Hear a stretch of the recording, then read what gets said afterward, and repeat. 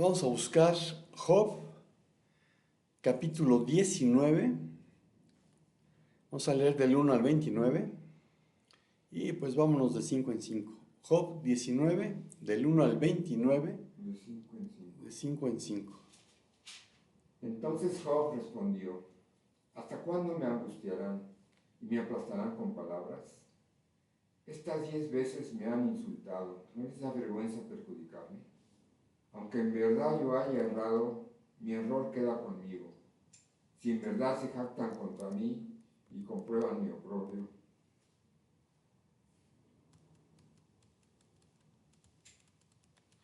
Sepan ahora que Dios me ha agraviado y me ha envuelto en su red. Yo grito violencia, pero no obtengo respuesta. Clamo pidiendo ayuda, pero no hay justicia. Él ha amurallado mi camino y no puedo pasar. Y ha puesto tinieblas en mis sendas. Me ha despojado de mi honor y quitado la corona de mi cabeza. Me destruye por todos lados y perezco, y como un árbol ha arrancado mi esperanza. También ha encendido su ira contra mí y me ha considerado su enemigo. Se concentran aún a sus ejércitos, preparan su camino de asalto contra mí y alrededor de mi tienda acampan. Él ha alejado de mí a mis hermanos y mis conocidos se han apartado completamente de mí. Mis parientes me fallaron y mis íntimos amigos me han olvidado. Los moradores en mi casa y mis criadas me tienen por extraño, extranjero soy a sus ojos. Llamé a siervo y no respondió. De mi propia boca le suplicaba. Mi aliento vino a ser extraño a mi mujer, aunque por los hijos de mis entrañas le rogaba. Aún los muchachos me menospreciaron. Al levantarme hablaban contra mí. Todos mis íntimos amigos me aborrecieron, y los que yo amaba se volvieron contra mí. Mi piel y mi carne se pegaron a mis huesos, y he escapado con solo la piel de mis dientes. Tengan piedad de mí ustedes, mis amigos, porque la mano de Dios me ha herido. ¿Por qué me persiguen como Dios lo hace y no dejan ya de saciarse de mi carne? O si mis palabras se escribieran, si se grabaran en un libro, si con cincel de hierro y con plomo fueran esculpidas en piedra para siempre, yo sé que mi Redentor vive y al final se levantará sobre el polvo. Y después de deshecha mi piel, aún en mi carne veré a Dios, a cual yo mismo contemplaré, y a quien mis ojos verán y no los de otro. Desfallece mi corazón dentro de mí. Si dicen, ¿cómo los perseguiremos? ¿Y qué pretexto hallaremos contra él? Teman la espada de ustedes mismos, porque el furor trae el castigo de la espada para que sepan que hay juicio. Amén. El mensaje para hoy se titula ¿Por qué no hace algo?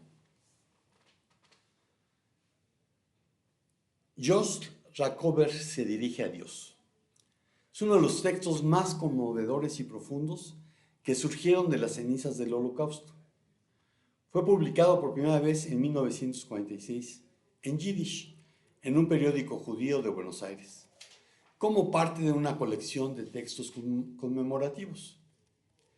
Durante muchos años, el texto circuló como un documento auténtico, un manuscrito real encontrado en las ruinas del gueto de Varsovia. Sin embargo, su autor, Zvi Kolitz, un escritor y sionista judío lituano, lo concibió como una obra de ficción literaria, un monólogo ficticio que encapsulaba la crisis de fe y la rebelión espiritual de un hombre frente al horror absoluto. El narrador, Josh Rakover, es el último superviviente de una familia hasídica que resiste en el gueto durante los últimos momentos del levantamiento, sabiendo que su muerte es inminente. Escribe sus últimas palabras a Dios. Lo que hace único este texto no es una queja o una renuncia a la fe, sino una afirmación de fe profundamente paradójica y desgarradora. Cabe decir que Zvi Kolitz logró escapar del Holocausto, pero toda su familia no. El texto dice así: Escucha, Israel, El Señor es nuestro Dios, el Señor es uno. Recibo estos, mis últimos momentos, con una oración en los labios. Una oración a ti, Dios mío. Y esta oración es también una queja amarga y furiosa, desde las profundidades de un infierno que tú has permitido, desde las ruinas de un pueblo que tú has visto masacrar.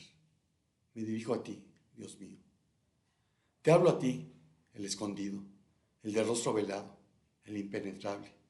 ¿Dónde estás, Padre? ¿Cómo puedes quedarte en silencio y permitir que sucedan estas cosas?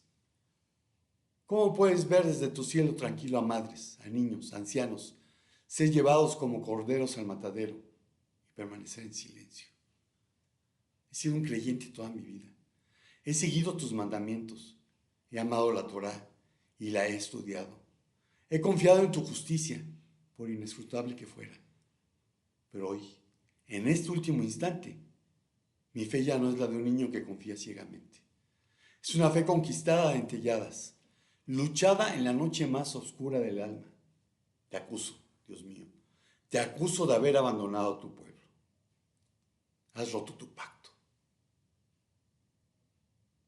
Has permitido que los bárbaros, que blasfeman tu nombre a cada paso, triunfen. Has permitido que el mal se vista de poder y que la inocencia sea pisoteada. Las calles de Varsovia están empapadas con la sangre de los justos. Y tú no has alzado tu mano. Pero escucha bien lo que voy a decirte, porque es la esencia de mi testamento. A pesar de todo esto, yo no te abandono. Me niego a darte el gusto de que un asesino como el que me rodea sea la razón de mi pérdida de fe. Mi fe en ti es ahora mi acto de rebelión final contra él. Es mi victoria. El nazi puede destruir mi cuerpo, pero no puede tocar mi alma, ni mi relación contigo. Creo en ti, Dios de Israel, incluso cuando te niegas a responder. Creo en tus leyes, incluso cuando permites que sean violadas. Te amo, incluso cuando despliegas toda tu ira contra los míos. Si tú has decidido desgarrar el cielo y retirarte del hombre, yo, Josh Rakover, del gueto de Varsovia, me aferro a ti con la última fuerza de mi pulso. No te suelto. No espero milagros. No pido salvación. Es demasiado tarde para eso. Escribo estas palabras para ti y para los hombres, para que sepan que hubo un hombre en el gueto de Varsovia que, en la hora más negra, eligió creer por rabia, por amor, por libertad. Dentro de poco me uniré a los míos. Moriré diciendo el Shema Israel. Moriré como un judío. Como han muerto miles de judíos a lo largo de la historia. Pero moriré con una fe que no es resignación, sino un grito de desafío. Oye Israel, el Eterno es nuestro Dios, el Eterno es uno. Con este grito en los labios, con este amor furioso en el corazón, voy a ti, mi Dios. Haz conmigo lo que quieras. Firmado Josh Rakover, Varsovia, en los últimos días del gueto.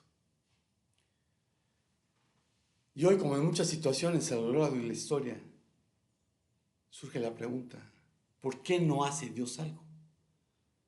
Y tratemos de responder con las Escrituras los reclamos más comunes. Y el primero podría ser, ¿por qué permite el sufrimiento y el mal? Romanos 5:12.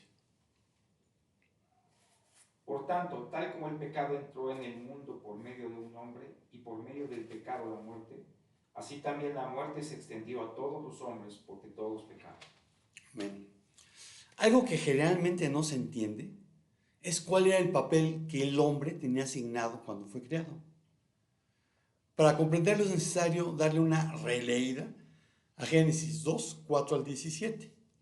Estos son los orígenes de los cielos y de la tierra cuando fueron creados, el día que Jehová Dios hizo la tierra y los cielos. y toda planta del campo antes que fuese en la tierra, y toda hierba del campo antes que naciese. Porque Jehová Dios aún no había hecho llover sobre la tierra, ni había hombre para que labrase la tierra, sino que subía de la tierra un vapor, el cual regaba toda la faz de la tierra. Entonces Jehová Dios formó al hombre del polvo de la tierra, y sopló en su nariz aliento de vida, y fue el hombre un ser viviente. Y Jehová Dios plantó un huerto en Edén, al oriente, y puso allí al hombre que había formado. Y Jehová Dios hizo nacer de la tierra todo árbol delicioso a la vista y bueno para comer, también el árbol de vida en medio del huerto y el árbol de la ciencia del bien y del mal. Y salía de Edén un río para regar el huerto, y de allí se repartía en 4 brazos. El nombre del uno era Pisón, este es el que rodea toda la tierra de Havilá, donde hay oro, y el oro de aquella tierra es bueno. Hay allí también bedelio y ónice. El nombre del segundo río es Gihón, este es el que rodea toda la tierra de Cus. Y el nombre del tercer río es Hiddekel, este es el que va al oriente de Asiria, y el cuarto río es el Éufrates. Tomó pues Jehová Dios al hombre y lo puso en el huerto de Edén, para que lo labrara y lo guardase. Y mandó Jehová Dios al hombre diciendo: de todo árbol del huerto podrás comer, mas del árbol de la ciencia y del mal no comerás, porque el día que de él comieres ciertamente morirás. Y dijo Jehová Dios: no es bueno que el hombre esté solo, le haré ayuda idónea para él. Amén. Entonces, en Génesis 2, 4 al 17, encontramos: el hombre fue creado para labrar la tierra. El hombre fue puesto en un huerto en Edén. El hombre fue puesto en el huerto para labrarlo y protegerlo. El hombre recibió la orden de no comer del árbol del conocimiento del bien y del mal. El hombre sabía las consecuencias de desobedecer. Entonces tenemos que el ser humano tenía que fungir como mayordomo, no dueño de la creación. Génesis 1, 26 al 31.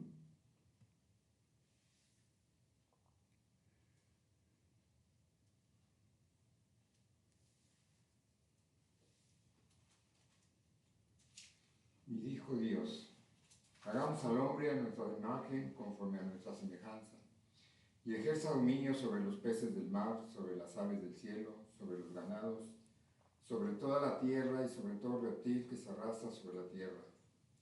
Dios creó al hombre a imagen suya, a imagen de Dios lo creó, varón y hembra los creó. Dios los bendijo y les dijo: sean fecundos y multiplíquense, llenen la tierra y sométanla, ejerzan dominio sobre los peces del mar, sobre las aves del cielo y sobre todo ser viviente que se mueve sobre la tierra. También les dijo Dios: miren, yo les he dado a ustedes toda planta que da semilla que hay en la superficie de toda la tierra, y todo árbol que tiene fruto que da semilla, esto les servirá de alimento. Y a todo animal de la tierra, a toda ave de los cielos, y a todo lo que se mueve sobre la tierra y que tiene vida, les he dado toda planta verde para alimento. Y así fue. Dios vio todo lo que había hecho y era bueno en gran manera. Y fue la tarde y fue la mañana, el 6º día. Amén. Entonces el ser humano tenía que fungir como un mayordomo, pero decidió no obedecer. Génesis 3, 6 al 7.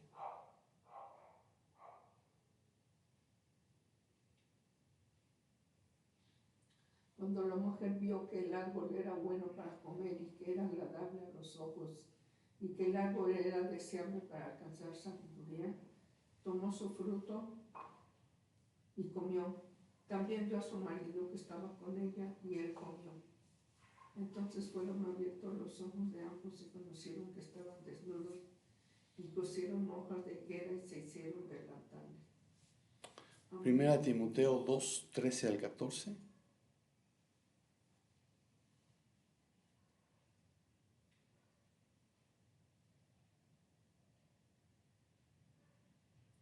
Porque Adán fue creado primero, después Eva.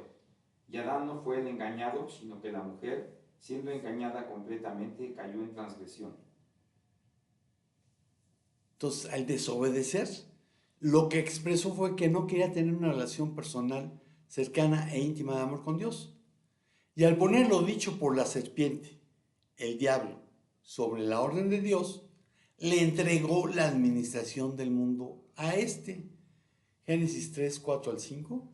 Entonces la serpiente dijo a la mujer: no moriréis, sino que sabe Dios que el día que comáis de él, serán abiertos vuestros ojos, y seréis como Dios, sabiendo el bien y el mal. Amén. Apocalipsis 12, 9.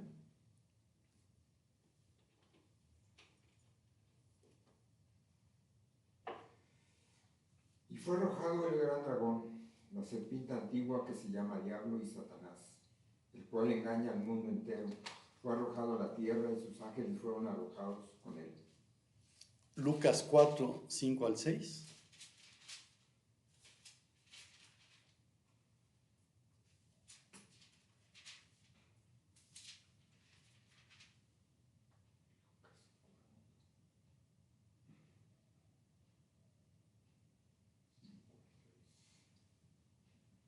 El diablo lo llevó a una altura y le mostró en un instante todos los reinos del mundo. Todo este dominio y su gloria te daré, le dijo el diablo, pues a mí me ha sido entregado y a quien quiero se lo doy. Por tanto, si te postras delante de mí, todo será tuyo. Amén. Juan 12, 31. Ya está aquí el juicio de este mundo. Ahora el príncipe de este mundo será echado fuera. Efesios 2, 1 al 3. Y él os dio vida a vosotros, cuando estabais muertos en vuestros delitos y pecados, en los cuales anduvisteis en otro tiempo siguiendo la corriente de este mundo, conforme al príncipe de la potestad del aire, el espíritu que ahora opera en los hijos de desobediencia, entre los cuales también todos nosotros vivimos en otro tiempo en los deseos de nuestra carne, haciendo la voluntad de la carne y de los pensamientos, y éramos por naturaleza hijos de ira, lo mismo que los demás. Amén. Entonces el príncipe de este mundo, el príncipe de la potestad del aire, es a quien el ser humano le entregó la administración del mundo. En la tentación a Jesús no mintió cuando dijo: todo esto te daré porque a mí me ha sido dado. ¿Quién se lo dio? El hombre. Cuando decidió desobedecer, cuando decidió escuchar a la serpiente antigua, que es el diablo y Satanás. Y Pablo escribió: porque el anhelo profundo de la creación es aguardar ansiosamente la revelación de los hijos de Dios. La creación está esperando que nos manifestemos. Así que no es que Dios permita el sufrimiento y el mal, sino que estos son consecuencia del pecado y que el ser humano le entregó el mundo al diablo, que es el príncipe de este mundo. El cuestionar a Dios termina siendo un cuestionamiento a quienes hemos nacido de nuevo. ¿Qué es lo que estamos haciendo para extender el reino de Dios y su justicia? Y te pregunto, ¿por qué permites el sufrimiento y el mal? La pregunta es a ti, no a Dios. Segundo punto, otra pregunta que hacen es: ¿por qué prosperan los malos y los justos sufren? Salmo 37, del 7 al 10.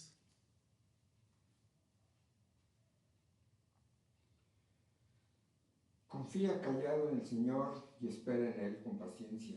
No te irrites a causa del que prospera en su camino, por el hombre que lleva a cabo sus intrigas. Deja la ira y abandona el furor. No te irrites, solo harías lo malo. Porque los malhechores serán exterminados, pero los que esperan en el Señor poseerán la tierra. Un poco más y no existirá el impío. Buscarás con cuidado su lugar, pero él no estará allí.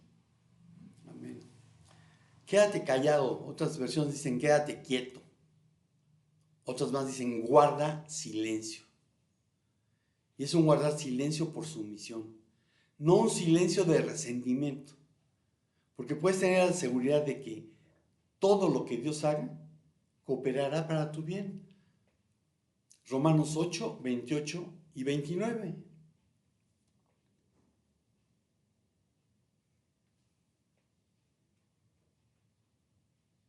Y sabemos que para los que aman a Dios todas las cosas cooperan para bien. Esto es, para los que son llamados conforme a su propósito, porque a los que de antemano conoció, también los predestinó a ser hechos conforme a la imagen de su Hijo, para que Él sea el primogénito entre muchos hermanos. Amén. Amén.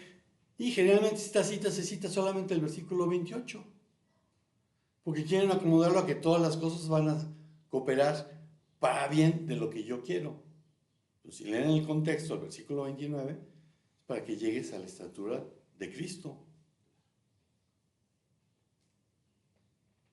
Y una traducción más literal sería: Dios hace que todas las cosas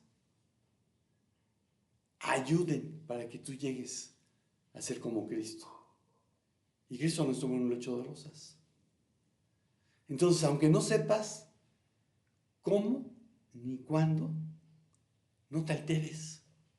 El enojo no conviene, pues hace que los justos se metan en el mismo camino que los impíos. Como señaló Sofar, el amigo de Job, el triunfo de los impíos es breve y la alegría del hipócrita dura solo un momento. Vean Job 2, 4 al 10.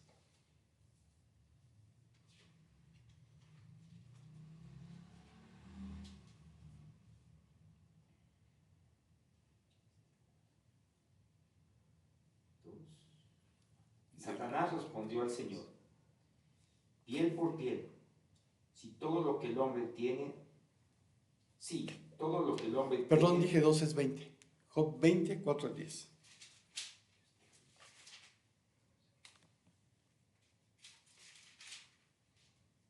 ¿20? 20 del 4 al 10. ¿Acaso sabes esto? Que desde la antigüedad, desde que el hombre fue puesto sobre la tierra, es breve el júbilo de los malvados y un instante dura la alegría del impío. Aunque su orgullo llegue a los cielos y su cabeza toque las nubes, como su propio estiércol perece para siempre. Los que lo han visto dirán: ¿dónde está? Huye como un sueño y no lo pueden encontrar, y como visión nocturna es ahuyentado. El ojo que lo veía ya no lo ve, y su lugar no lo contempla más. Sus hijos favorecen a los pobres y sus manos devuelven sus riquezas. Sus huesos están llenos de vigor juvenil, pero yacen con él en el polvo. Aunque el mal sea dulce en su boca y lo oculte bajo su lengua, aunque lo desee y no lo deje ir, sino que lo retenga en su paladar, con toda la comida en sus entrañas se transforma en veneno de cobras dentro de él. Traiga riquezas, pero las vomitará de su vientre, se las hará echar Dios. Chupa veneno de cobras, lengua de víboras lo mata. No mira los arroyos, a los ríos que fluyen miel y cuajada. Devuelven lo que ha ganado, no lo pueden tragar. En cuanto a las riquezas de su comercio, no las puede disfrutar. Pues ha oprimido y abandonado a los pobres, se ha apoderado de una casa que no construyó. Amén. Entonces, ¿por qué deberían los justos envidiar eso?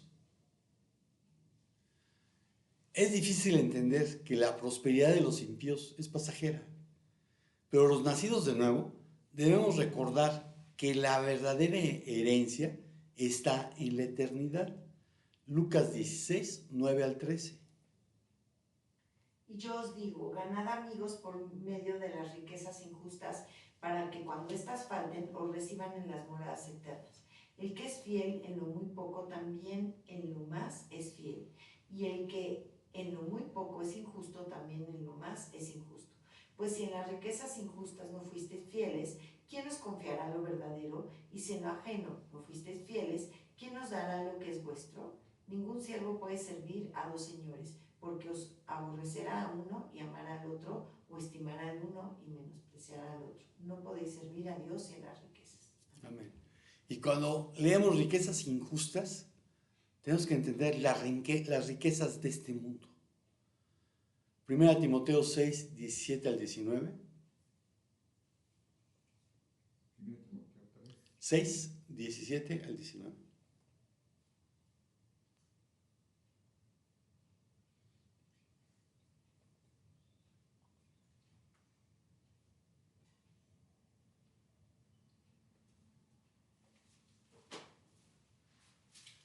A los ricos en este mundo, enséñales que no sean altaneros, ni pongan su esperanza en la incertidumbre de las riquezas, sino en Dios, el cual nos da abundantemente todas las cosas para que las disfrutemos.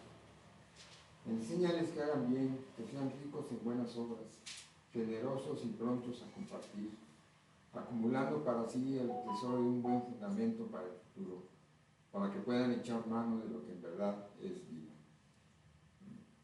Segundo a los Corintios 8, versículo 9.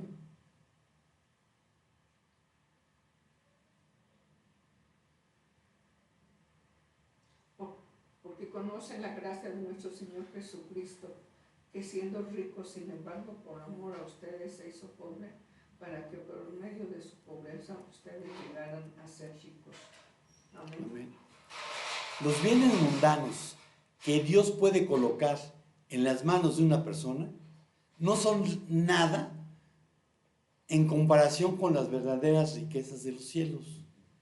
La persona que hace mal uso de los bienes mundanos, al convertirlos en el objeto de su confianza o al usarlos en una forma egoísta, no es apta para que se le dé el tesoro celestial. Es fácil sentir envidia de la prosperidad que los malos llegan a alcanzar, de los viajes a Tokio, a Portugal, etcétera, etcétera. Y podemos señalar a los políticos, familiares y allegados que acumulan cantidades ofensivas a costa de la miseria de millones, de los cuales muchos carecen incluso de lo necesario para subsistir cada día. Pero Jesús dijo que a los pobres siempre los tendremos. Marcos 14, 7.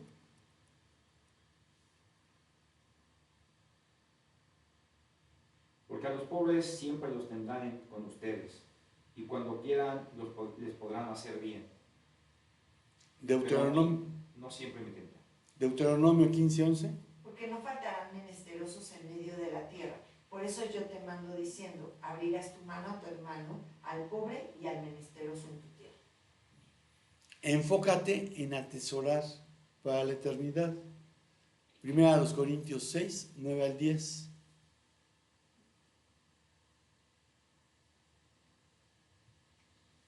¿O no saben que los injustos no heredarán el reino de Dios? No se dejen engañar, ni los inmorales, ni los idólatras, ni los adúlteros, ni los afeminados, ni los homosexuales, ni los ladrones, ni los avaros, ni los borrachos, ni los difamadores, ni los estafadores heredarán el reino de Dios. Segunda a los Corintios 9, 5 al 11.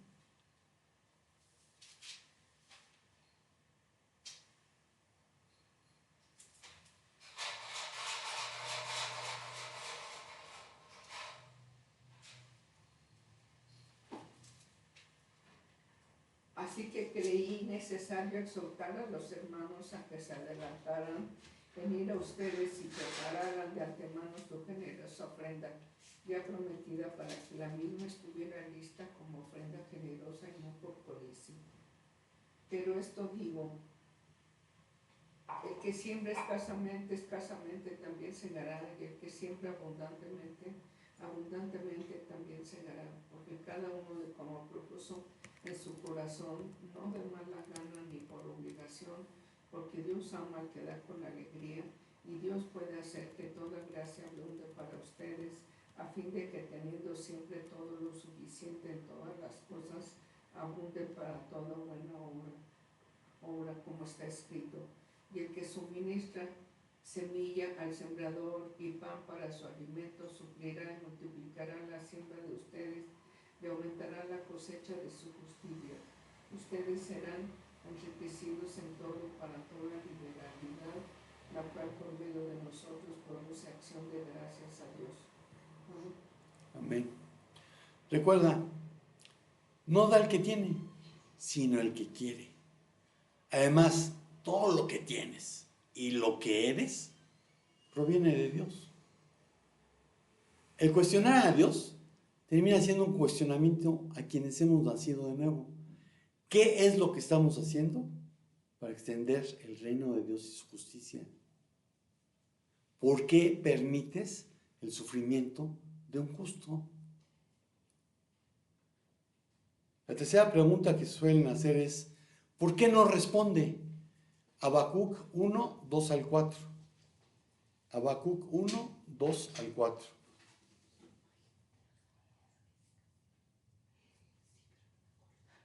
¿Hasta cuándo, oh Señor, pediré ayuda y no escucharás? Clamo a ti, violencia, sin embargo tú no salvas. ¿Por qué me haces ver la iniquidad y me haces mirar la opresión? La destrucción y la violencia están delante de mí. Hay rencilla y surge la discordia. Por eso no se cumple la ley y nunca prevalece la justicia. Porque el impío asedia al justo, por eso sale pervertida la justicia. Amén. De Habacuc sabemos que profetizó más o menos del 612 al 605 a.C. Sabemos que era un seguidor sincero y devoto del Eterno, que no solamente se sometía a su voluntad, sino también se enfrentaba a él, cuando pensaba que Dios estaba ignorando sus propias promesas. Como Job, Habacuc no vacila en cuestionar a Dios en una forma de literatura llamada teodicea, del griego theos, Dios, y diki, justicia. Sin embargo, cuestiona a Dios por diferentes razones. Job lo hacía sosteniendo su inocencia, preguntando por qué a la luz de ella es castigado. Habacuc tiene la pregunta opuesta. Puesto que los malvados claramente no son inocentes, ¿por qué no son castigados a pesar de que están tratando injustamente a los justos? El hecho de cuestionar no disminuye la fe de Habacuc en Dios y nos enseña que cuestionar a Dios es aceptable. Lo que causa la caída es rehusar confiar en Dios. Las palabras de Habacuc están en forma de lamento. Y expresan dos angustiosas preguntas. ¿Hasta cuándo? Salmo 13, versículos 1 y 2. ¿Hasta cuándo, Jehová? ¿Me olvidarás para siempre? ¿Hasta cuándo esconderás tu rostro de mí? ¿Hasta cuándo pondré consejos en mi alma con tristezas en mi corazón cada día? ¿Hasta cuánto será enaltecido mi enemigo sobre mí? Y la otra es, ¿por qué? Salmo 22, 1. Dios mío, ¿por qué me has abandonado? ¿Por qué estás tan lejos de mi salvación y de las palabras de mi clamor? Entonces podemos suponer que Habacuc ya llevaba mucho tiempo orando y la falta de respuesta lo tiene perplejo y frustrado. Lo que puso Zvi Kolitz en labios de George Strakover: creo en ti, Dios de Israel, incluso cuando te niegas a responder. Creo en tus leyes, incluso cuando permites que sean violadas. Te amo, incluso cuando despliegas toda tu ira contra los míos. Bien pudiera ser un eco de lo dicho por Habacuc.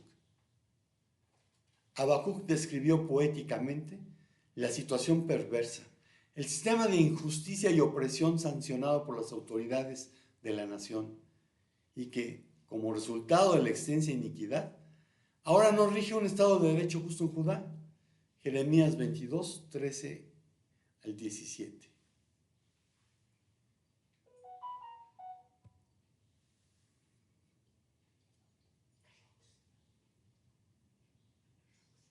Hay el que edifica su casa sin justicia y sus aposentos altos sin derecho, que a su prójimo hace trabajar de balde y no le da su salario.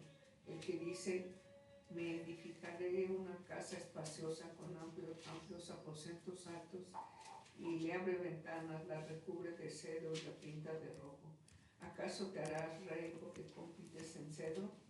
¿No comió y bebió tu padre, practicó el derecho y la justicia? Por eso le fue bien. Defendió la causa del pobre y del necesitado, entonces le fue bien. ¿No es esto conocerme?, declara el Señor. Pero tus ojos y tu corazón solo están para tu propia ganancia, para derramar sangre inocente y para practicar la opresión y la violencia. Amén. Amén. Los fallos de las cortes salen manipulados y no siguen las exigencias de la ley del Señor. El justo no puede escaparse de los ataques y del maltrato de los impíos que controlan el sistema y se benefician de la injusticia. En el pacto mosaico, Dios había advertido que el pecado traería consecuencias graves, pero pareciera estar inactivo. Y los llamados proféticos al arrepentimiento pierden su credibilidad, por lo que esta porción introductoria pinta un cuadro bastante negativo de la situación interna del país. Habacuc muestra su angustia e inconformidad a través de un enfático lamento. Es posible que él mismo se encuentre entre los acosados, así como su contemporáneo Jeremías.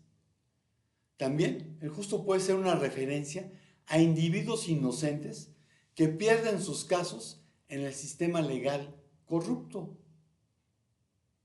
En los tiempos que nos están tocando vivir, el mensaje de Habacuc se vuelve tremendamente actual. Pues apenas comenzamos a vislumbrar lo que señalaba a Dios respecto a la situación en Judá. Y sin lugar a dudas, llegará el momento, si no es que ya te ha llegado, en que cuestiones a Dios y le preguntes, ¿por qué no responde? Y entre otros textos tendremos que recordar Isaías 55, del 8 al 11. Porque mis pensamientos no son los pensamientos de ustedes, ni sus caminos son mis caminos, declara el Señor. Porque como los cielos son más altos que la tierra, así mis caminos son más altos que sus caminos, y mis pensamientos más que sus pensamientos. Porque como descienden los cielos la lluvia y la nieve, y no vuelven allá, sino que riega la tierra, haciéndola producir y germinar, dando semilla al sembrador y pan al que come, así será mi palabra que sale de mi boca, no volverá a mí vacía, sin haber realizado lo que deseo y logrado el propósito para el cual la envié. Y segundo a los Corintios 12, 8 a 9.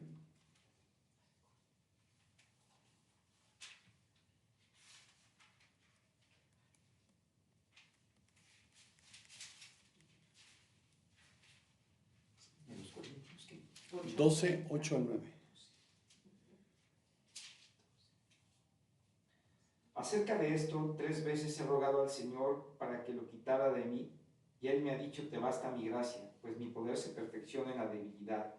Por tanto, con muchísimo gusto me gloriaré más bien en mis debilidades, para que el poder de Cristo more en mí. Por eso me complazco en las debilidades, en insultos, en privaciones, en persecuciones y en angustias, por amor a Cristo, porque cuando soy débil, entonces soy fuerte. Amén.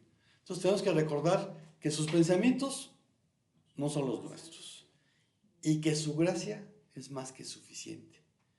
Además de que Dios siempre responde, pero no siempre como queremos.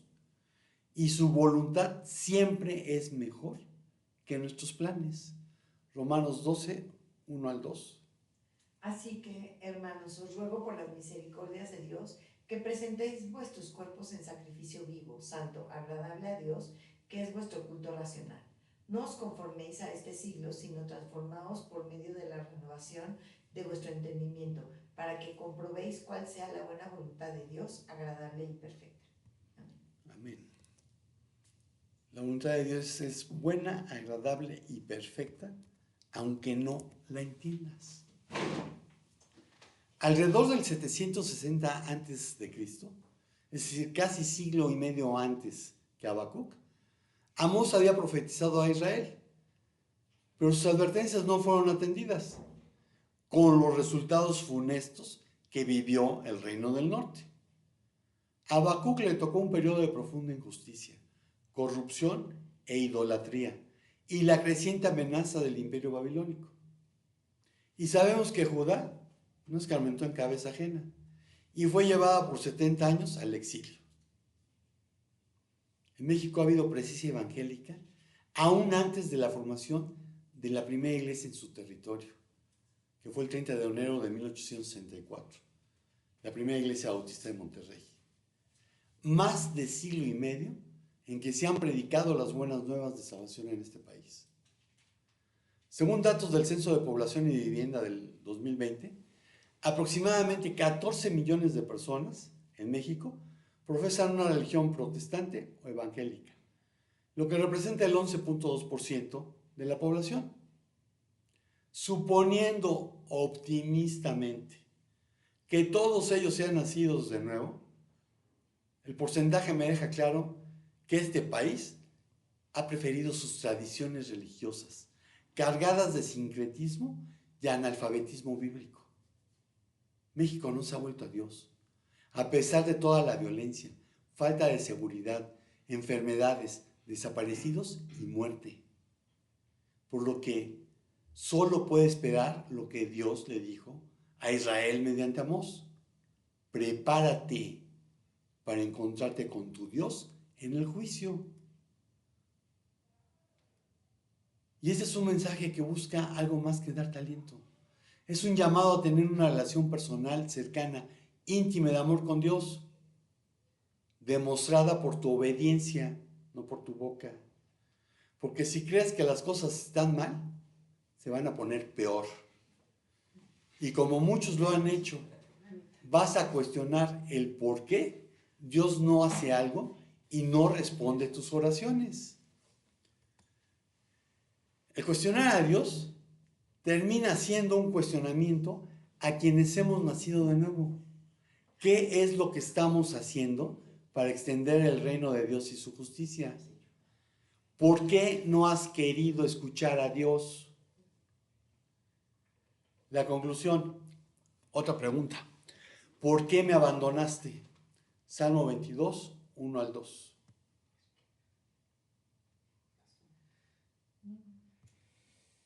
Dios mío, ¿por qué me has abandonado? ¿Por qué estás tan lejos de mi salvación y de las palabras de mi clamor? Dios mío, de día clamo y no respondes, y de noche, pero no hay para mí reposo. En el texto, George Raccover se dirige a Dios. Raccover se rebela contra Dios, le recrimina su silencio y aparente abandono, pero al mismo tiempo se aferra a Dios con una fuerza inquebrantable. Su fe no es por comodidad, sino por elección, incluso ante la evidencia abrumadora del mal. Si tú has nacido de nuevo, si más que una religión tienes una relación personal cercana, íntima de amor con Dios, si escuchas su voz, que es sinónimo de obedecer, puede ser tuya la promesa que viene en Isaías. No tengas miedo porque he pagado tu rescate. Te he llamado por tu nombre. Eres mío. Cuando pases por aguas profundas, yo estaré contigo. Cuando pases por ríos de dificultad, no te ahogarás. Cuando pases por el fuego de la opresión, no te quemarás. Las llamas no te consumirán. Porque yo soy el Señor, tu Dios, el Santo de Israel, tu Salvador. Y puedes estar seguro de que Él no te ha abandonado. Ciertamente los reclamos humanos son reales, pero las respuestas de Dios son eternas. Y en Cristo encontramos consuelo, compañía y esperanza. Así que descansa en la fidelidad de Dios, incluso cuando no entiendas sus caminos. Y la próxima vez que te veas tentado a preguntar, ¿por qué no hace algo? Recuerda que hay 3 preguntas dirigidas a ti para responder antes que esa. ¿Por qué permites el sufrimiento del mal? El sufrimiento y el mal. ¿Por qué permites el sufrimiento de un justo? ¿Por qué no has querido escuchar a Dios? Desconocemos qué tan cerca estamos de tener que parafrasear lo que el texto de George Raccover dice hacia el final. No espero milagros. No pido salvación. Es demasiado tarde para eso. Escribo estas palabras para ti y para los hombres, para que sepan que hubo un hombre en el siglo XXI que en la hora más negra eligió creer por rabia, por amor, por libertad. No sé cuándo me uniré a los míos, pero moriré como han muerto miles de siervos tuyos a lo largo de la historia. Moriré con una fe que no es resignación, sino un grito de desafío. Y concluyo preguntándote, ¿por qué no haces algo? Señor, pues gracias por tu palabra. Gracias porque tu palabra nos llama la atención, nos confronta. Y Señor, gracias por lo que estás haciendo aun cuando no lo vemos o no lo entendemos. Gracias porque tu misericordia es nueva cada mañana. Y gracias porque nos has dado la orden de llevar las buenas nuevas de salvación hasta el último de la tierra. Y perdona por la negligencia en cumplir con esa orden. En el nombre de Jesús. Amén. Y amigos y hermanos de internet, estamos despedidos. Si el Señor no dice otra cosa, nos vemos por aquí el próximo domingo. Shalom, shalom.